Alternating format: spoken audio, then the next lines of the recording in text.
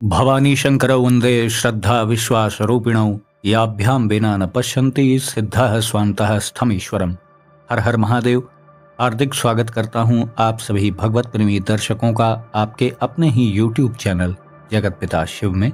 भगवान श्री महाकाल जी की कृपा से आप सभी स्वस्थ सकुशल और प्रसन्न होंगे, ऐसा मुझे विश्वास है। आप सभी दर्शकों की ये मांग थी कि मैं कोई ऐसी व्यवस्था करूं कि जहां पर आप अपने कुछ व्यक्तिगत प्रश्न यदि आपके हों तो आप कर सकें। तो आप सबकी इसी आवश्यकता को ध्यान में रखते हुए हमने एक ऐसी व्यवस्था की है जहां पर आप अपने व्यक्तिगत प्रश्न भी कर सकते हैं। उस संबंध में वीडियो के अंत में जानकारी दी जाएगी। कृपया वीडियो के अंत तक बने रहें। आज के वीडियो का शीर्षक है भैरव बाबा की उत्पत्ति कैसे हुई और इनकी साधना एक सामान्य गृहस्थ व्यक्ति आसानी से कैसे कर सकता है। आगामी मंगलवार यानी 5 दिसंबर को भैरवाष्टमी है और बहुत अच्छा संयोग है कि उस दिन मंगलवार भी है। तो उस दिन जो भी लोग भैरव बाबा के स्तोत्र को सिद्ध करना चाहें, उनकी चालीसा को सिद्ध करना चाहें या कोई बीज मंत्र सिद्ध करना चाहें तो इसके लिए बहुत सुनहरा अवसर है। और यदि आप शिव साधना में संलग्न हैं तब तो आपको भैरव साधना में अतिशीघ्र सफलता प्राप्त होगी। भैरव बाबा की उत्पत्ति किन कारणों से हुई, इसका पूरा वृत्तांत शिव महापुराण की शतरुद्र संहिता में दिया हुआ है। नंदीश्वर जी सनत कुमार जी से कहते हैं, भगवान शिव के परम रूप भैरव जी ही हैं। एक समय की बात है, ब्रह्मा जी सुमेरु पर्वत पर बैठकर ध्यान में मग्न थे। उसी समय देवता उनके पास आए और उन्हें हाथ जोड़कर नमस्कार करने लगे। तत्पश्चात देवताओं ने उनसे यानी ब्रह्मा जी से ये प्रश्न किया, हे ब्राह्मण, इस संसार में अविनाशी तत्व क्या है? कृपा करके हमें इस विषय में बताइए। तब भगवान शिव की माया से मोहित होकर ब्रह्मा जी बोले, हे सुरा ऋषियाः सर्वे सुमत्या शृणुतादरात् वच्म्यहं परमं तत्त्वमव्ययं वै यथार्थतः जगद्योनिरहं धाता स्वयंभूरज ईश्वरः अनादिभागहं ब्रह्म ह्येक आत्मा निरंजनः प्रवर्तको हि जगता महमेव निवर्तकः संवर्तको मदधिको नान्यः कश्चित् सुरोत्तमः। अर्थात ब्रह्मा जी बोले, हे देवताओं, आपकी प्रसन्नता के लिए मैं आपको उस अविनाशी तत्व के बारे में बताता हूँ। इस संसार में मुझसे बढ़कर कोई भी नहीं है। मेरे द्वारा ही यह सारा संसार उत्पन्न हुआ है। मैं ही स्वयंभू अज ईश्वर अनादि भोक्ता ब्रह्म और निरंजन आत्मा हूँ। मेरे कारण ही संसार प्रवृत्त और निवृत्त होता है, ऐसा ब्रह्मा जी ने कहा। वहां पर भगवान श्री हरि विष्णु भी मौजूद थे। उनको ब्रह्मा जी का ऐसा वचन सुन के बहुत बुरा लगा। तब श्री हरि ब्रह्मा जी को समझाते हुए बोले, नच्चैत दुचिता ब्रह्मन् योग युक्तस्य मूर्खता अविज्ञाय परम तत्वं पृथै तत्ते निगद्यते कर्ता वै सर्वलोकानां परमात्मा परः पुमान् यज्ञो नारायणो देवो मायाधीशः परागतिः ममाज्ञया त्वया ब्रह्मन् सृष्टिरेषा विधीयते जगतां जीवनं नैव मामनावृत्तचेश्वरम्। अर्थात श्री हरि विष्णु जी बोले कि हे ब्रह्मा जी, तुम इस प्रकार अपनी स्वयं ही प्रशंसा न करो, क्योंकि मेरी आज्ञा के फलस्वरूप ही तुम इस सृष्टि के रचयिता हो। इसी प्रकार आपस में वार्तालाप करते करते ब्रह्मा जी और श्री हरि विष्णु में आपस में बहस होने लगी, झगड़े होने लगे, विवाद बढ़ने लगा। तो दोनों ने सोचा कि चलो चारों वेदों से ही पूछा जाए। तो एक एक करके ऋग्वेद ने, यजुर्वेद ने, सामवेद ने और अथर्ववेद ने सबने ही ये कहा कि आप दोनों में से कोई परम तत्व नहीं है, आप दोनों में से कोई भी सर्वश्रेष्ठ नहीं है, इस भ्रम में आप न रहें। वेदों के ऐसे वचन सुनकर ब्रह्मा जी और विष्णु जी को और भी निराशा हुई। फिर ओंकार, जो कि हर जगह ही सूक्ष्म रूप में उपस्थित रहता है, ओंकार ने कहा कि आप दोनों ही इस विवाद में ना पड़ें, क्योंकि आप परम तत्व नहीं है, वो तो कोई और ही है। तो इस प्रकार ओंकार ने भी ब्रह्मा जी और विष्णु जी को परम तत्व मानने से इनकार कर दिया। विवाद और बढ़ने लगा। तो अंत में एक ज्योति स्तंभ वहीं प्रकट हुआ, जिसके ऊपरी सिरे का कोई छोर नहीं था और न ही निचले सिरे का कोई छोर था। उस परम प्रकाशमान प्रकाश स्तंभ को देख करके ब्रह्मा जी और विष्णु जी स्तब्ध रह गए। उस प्रकाश स्तंभ की ज्वालाओं से ब्रह्मा जी का 5वां मुख झुलसने लगा। फिर भगवान सदाशिव जी स्वयं वहां प्रकट हो गए तो ब्रह्मा जी ने बहुत ही अप्रिय वचन उनसे कहा कि हे रुद्र, तुम तो मुझसे ही उत्पन्न हुए हो, तुम भला परम तत्व कैसे हो सकते हो। ये बातें तो बहुत ही असहनीय थीं और अशिष्टाचार से भरी हुई थीं। तो सब पर अहेतुकी कृपा करने वाले, अनायास ही दया करने वाले भगवान महादेव जी यानी सदाशिव जी को भी बहुत भयंकर क्रोध आ गया। उनके क्रोध से ही तत्काल एक पुरुष की उत्पत्ति हुई। उसका नाम ही भैरव था। भगवान शिव ने उस पुरुष को आदेश देते हुए कहा, प्राच्च पंकज जन्मासौ साश्यते काल भैरव, काल वद्रा जसे साक्षात काल राजस्ततो भवान, विश्वं भर्तुं समर्थोषि भीषणाद् भैरवः स्मृतः, तत्तो भेष्यति कालोपि ततस्तत्वं काल भैरवः। अर्थात भगवान सदाशिव जी ने भैरव जी से कहा, हे कालराज, तुम साक्षात काल के समान हो, इसलिए आज से तुम जगत में काल भैरव के नाम से विख्यात होगे। तुम ब्रह्मा पर शासन करो और उसके गर्व को नष्ट करो तथा इस संसार का पालन करो। आज से मैं तुम्हें काशीपुरी का आधिपत्य प्रदान करता हूँ। वहां के पापियों को दंड देना तुम्हारा ही कार्य होगा। काशी का कोतवाल भैरव जी को ही कहा जाता है, इसीलिए काशी नगरी में संपूर्ण शासन भैरव बाबा का ही है। अब भगवान शिव का ऐसा आदेश पाकर भैरव जी ने प्रसन्नता पूर्वक उनके आदेश का पालन किया। तत्पश्चात भैरव ने अपने बाएं हाथ की कनिष्ठिका उंगली का नाखून तोड़कर ब्रह्मा जी की ओर फेंका, जिससे उनका 5वां सिर कट गया। यह देखकर ब्रह्मा जी भयभीत होकर शतरुद्री का पाठ करने लगे और इसी प्रकार भगवान शिव जी की कृपा से ब्रह्मा और विष्णु जी के बीच का विवाद समाप्त हुआ और इसी घटना के फलस्वरूप भैरव बाबा की उत्पत्ति हुई। ब्रह्मा जी का सर काट देने के कारण ही भैरव बाबा पर ब्रह्म हत्या का दोष भी लग गया था, जिसका शमन करने के लिए वो विविध तीर्थों में भ्रमण करने लगे और अंत में काशी में पहुंचने पर वह ब्रह्म हत्या के पाप से निवृत्त हुए। उन्हें काशी नगरी इतनी पसंद आई कि उन्होंने सदा सदा के लिए वहीं वास करना पसंद किया। तब से ही भगवान काल भैरव जी काशी में ही निवास करते हैं और उन्हें काशी का कोतवाल कहा जाता है। मार्गशीर्ष मास के कृष्ण पक्ष की अष्टमी तिथि को ही भैरव बाबा जी की उत्पत्ति हुई थी, इसीलिए इस दिन को भैरवाष्टमी या भैरव जयंती के रूप में भी मनाया जाता है। भैरव का शाब्दिक अर्थ होता है भयानक, घोर विनाश करने वाला, और एक अर्थ ये भी है कि भय को नष्ट करने वाला। भैरव का एक अर्थ तो भयानक भी है और एक अर्थ है जो भय को नष्ट करता है, वही भैरव है। कुल मिलाकर भैरव बाबा का भय से ही संबंध है, इसमें तो कोई दो राय नहीं। भैरव बाबा के विविध रूप भी हैं, जिनमें 8 मुख्य रूप हैं, जिनके नाम हैं अतिसांग भैरव, रुद्र भैरव, चंद्र भैरव, क्रोध भैरव, उन्मत्त भैरव, कपाली भैरव, भीषण भैरव और संहार भैरव। अब जितने भैरव हैं उतनी ही भैरवी भी हैं। जिस प्रकार शिव अपनी शक्ति से संपन्न है, उसी प्रकार भैरव जी भी अपनी शक्ति भैरवी से संपन्न है। भैरव और भैरवी दोनों की ही साधना लोग करते हैं।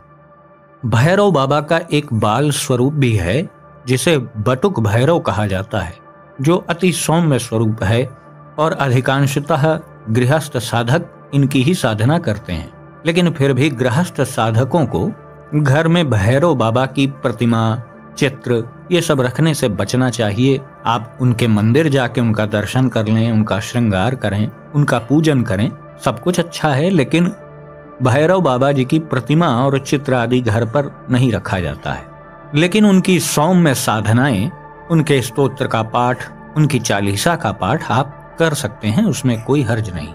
उग्र साधनाएं मैं किसी को कभी नहीं बताता हूं, तो मैं भैरव जी की भी उग्र साधना आपको करने की इजाजत नहीं दे रहा हूं और ना ही मैं सलाह दे रहा हूं।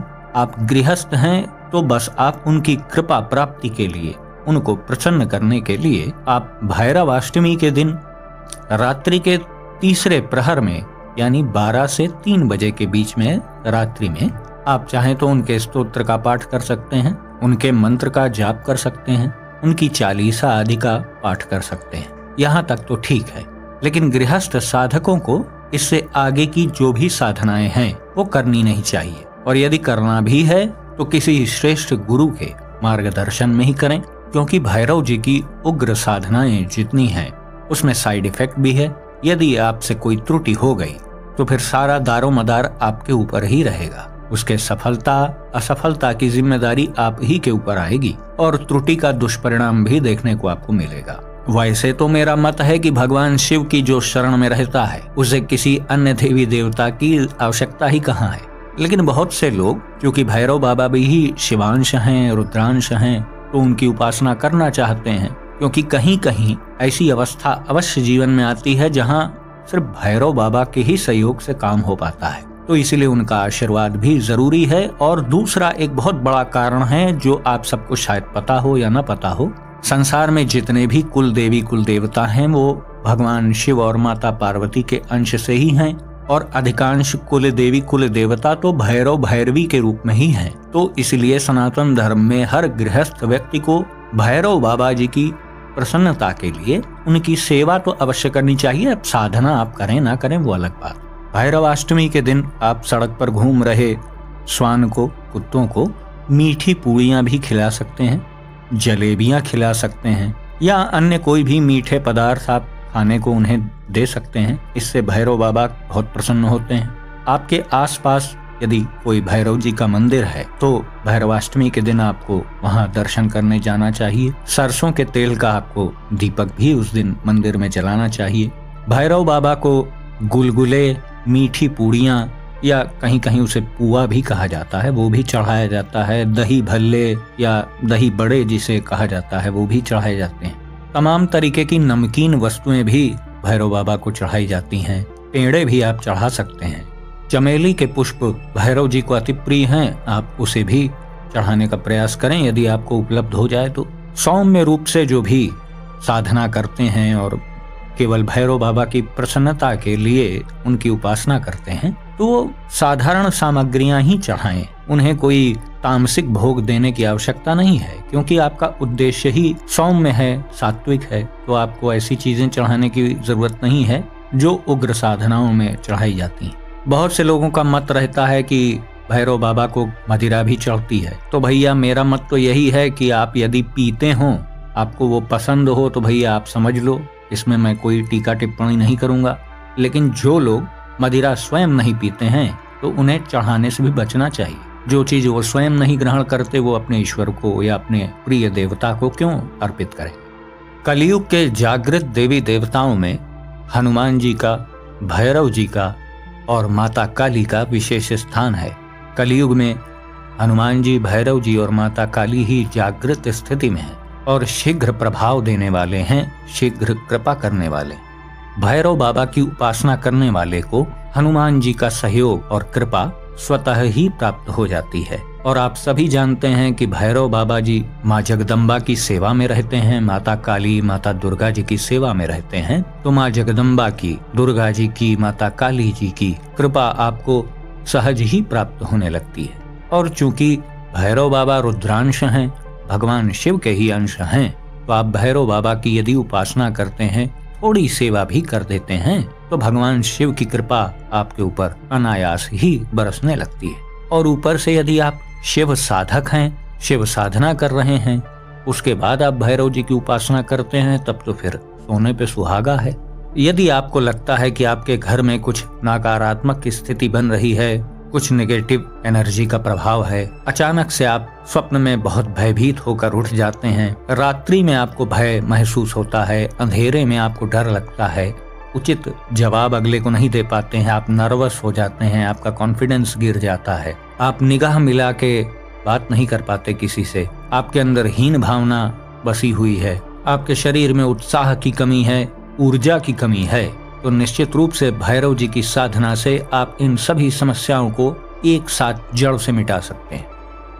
बहुत से साधकों की यह समस्या भी रहती है कि मंत्र जाप या नाम जाप जब वो करने बैठे हुए हैं तो उन्हें बड़े विचित्र अनुभव होने लगते हैं। उनकी एकाग्रता भंग होती है, उन्हें भी कुछ नकारात्मक ऊर्जा का एहसास होता है, उससे निवृत्ति के लिए भी भैरव जी की उपासना बड़ी कारगर है। मैं उपासना शब्द यहाँ इसलिए बोल रहा हूँ क्योंकि हर व्यक्ति भैरव साधना ठीक तरीके से कर नहीं सकता है। इसीलिए मैं गृहस्थ व्यक्तियों को सरल मार्ग बता रहा हूँ, सौम्य स्वरूप की पूजा बता रहा हूँ। भैरव बाबा की उग्र साधना गृहस्थ व्यक्ति के लिए कर पाना बहुत आसान नहीं है और ना ही उस चक्कर में पड़ना चाहिए उसे। मेरे हिसाब से जो शिव भक्त है उसे अन्य किसी देवी देवता की तो आवश्यकता ही नहीं है, लेकिन क्योंकि भैरव बाबा कलयुग के एक जागृत देवता हैं और रुद्र के ही अंश हैं और बहुत से ऐसे कार्य हैं जो केवल भैरव बाबा ही करते हैं, तो इसलिए आप उनको भी प्रसन्न करने का प्रयास करें, सौम्य स्वरूप से उनकी भक्ति करिए। भैरव बाबा किसी भक्त से कभी ये नहीं कहते कि मुझे तुम मदिरा आके चढ़ाओ या तंत्रोक्त बड़ी बड़ी उग्र साधनाएं करो। आप प्रेम से, भैरव जी शिव जी ही तो हैं, उनके पास प्रेम से जा करके 2 पुष्प भी आप उनके चरणों में चढ़ा देंगे और एक तेल का दीपक जला देंगे तो उसी से वो प्रसन्न हो जाएंगे। भैरव बाबा सभी के कुल देवता भी हैं, अधिकांशतः हर घरों के, तो वो आपकी हर प्रकार से वृद्धि ही करेंगे, वो कभी आपका नुकसान नहीं करेंगे।